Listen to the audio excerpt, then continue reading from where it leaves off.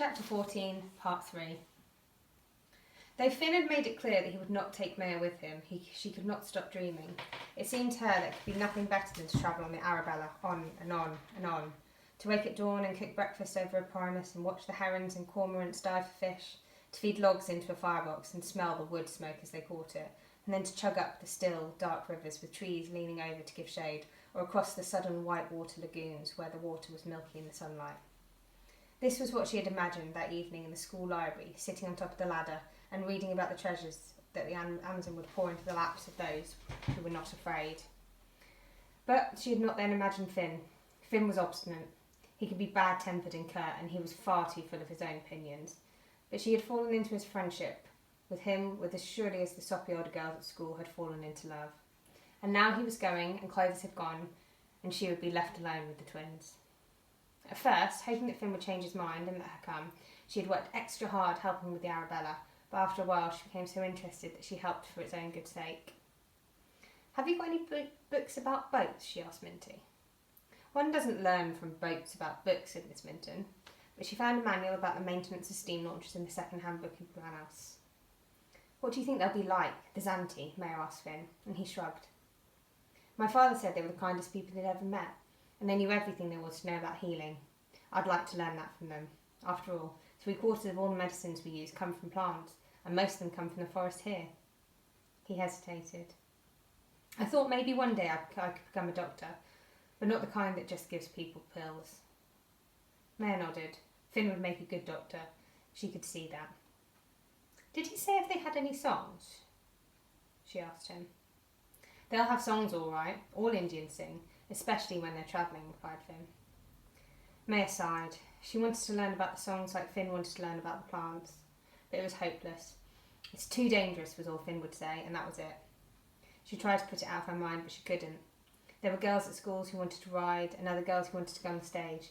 And there was a girl who had made a terrible fuss until she was allowed to learn the oboe. Not the flute, not the clarinet. It had to be the oboe. They knew that these things were for them, and Maya knew that boats were for her. Boats, and going on and not arriving unless one wanted to.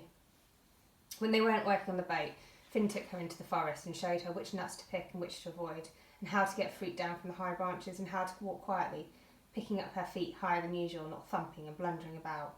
Once he brought down a packer with his bow and arrow. "They're good to eat," he said. "You have to be able to kill for food if necessary," and he waited for Maya to make a fuss. But though she turned pale when the little rodent twitched on his arrow, she said nothing. He showed her how to make body paint from Yuriko berries, and how to fetch water from the river without getting scum in the kettle. And the more she learned, the more she wanted to learn, and the more she dreaded the day of his departure. But he wasn't gone yet. Not quite. She could still come to the lagoon and hear him whistling, as he did with his chores.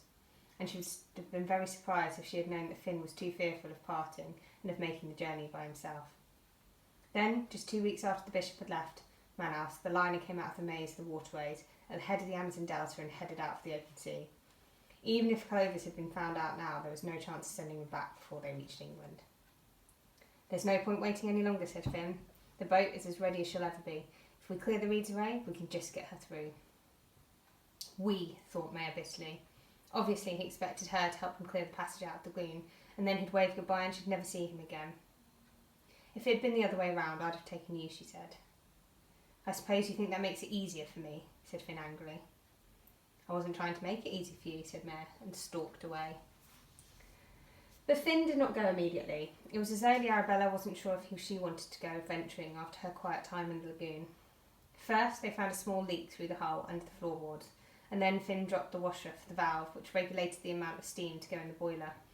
He didn't just drop it, he dropped it into the deepest part of the lake, and though he and Maya dived for it again and again, they couldn't find it.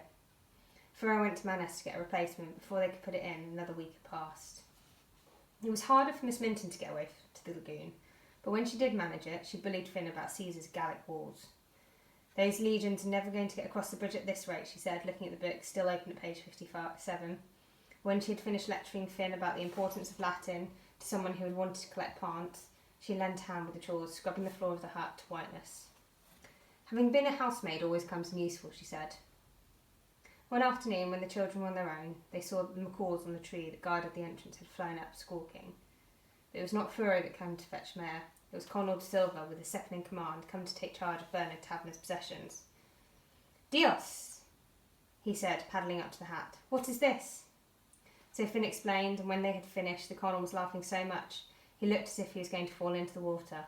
The idea of the Crows bringing a penniless actor to Westwood was the best thing he had heard in ages. "And you, señorita," he said to Maya, "a heroine, no less." He told them that the instructions to pay out the reward for Finn's capture had been telegraphed from the bishop, so there could be no suspicion that they did not have the right boy. Then came the day Maya dreaded. The last of the provisions were loaded onto the Arabella: manioc flour and dried beans and oil for the Primus, and gifts for the Indians. That night, Finn came to say goodbye to Furo and the others. "You're to look after Maya," he told them. "Promise me you will not let any harm come to her." And Furo, who had been sulking because he too wanted to go with Finn, gave his promise, as did Tappy and Conchita, and only old Lila was inconsolable, weeping and rocking back and forth and declaring that she would be dead before he returned. Watching from her window, Maya saw him come out of Lila's hut, and for a moment she thought he was going to go without saying bye. Then he walked across the compound and stood under her window, and she heard him whistle the tune that he had whistled on the night that she came. "Blow the wind southerly, southerly, southerly. Blow the wind south over the bonny blue sea." She ran outside then and hugged him and wished him luck, and she did not cry. "You're not to spoil it for him," Minty had said, and she didn't. But when he had gone, she stood for a long time by the window, trying to remember the words of the song. It was a song begging the wind to bring back someone who had gone away in a ship, but she did not think it ended happily. Well, why should it? Why should the wind care if she never saw Finn again?